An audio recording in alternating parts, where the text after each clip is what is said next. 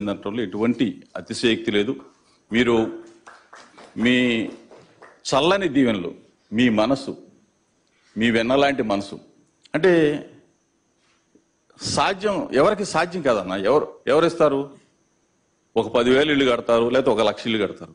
భారతదేశ చరిత్ర చూసుకోండి.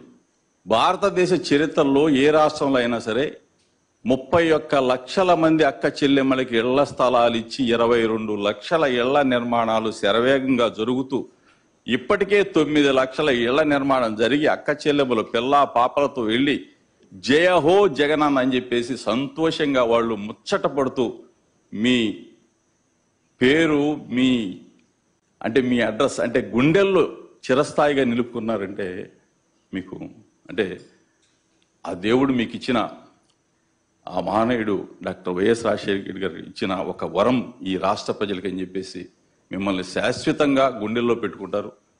మీరు ఈ చేసే మహాయజ్ఞానికి, ఈ యజ్ఞం మనం స్టార్ట్ చేసి కూడా 2.5 సంవత్సరాలు అయింది.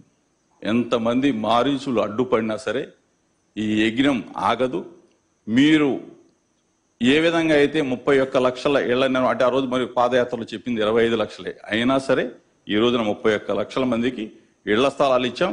31 లక్షల మందికి ఇళ్ల నిర్మాణాలు శరవేగంగా జరిగి మీ చేతుల మీదుగా అక్క చెల్లెములు సంతోషంగా 1 కోటి మంది జయహో జగనన్న అని చెప్పేసి నిందించే రోజు అతి తొందరలో ఉందని చెప్పేసి చెప్తూ అక్క చెల్లెములందరూ కూడా అన్నని మీ గుండెల్లో పెట్టుకొని రేపు రాబోయే పరిస్థితుల్లో ఎంతమంది మారీచులు అడ్డు వచ్చినా, ఎంతమంది దుర్మార్గు వచ్చినా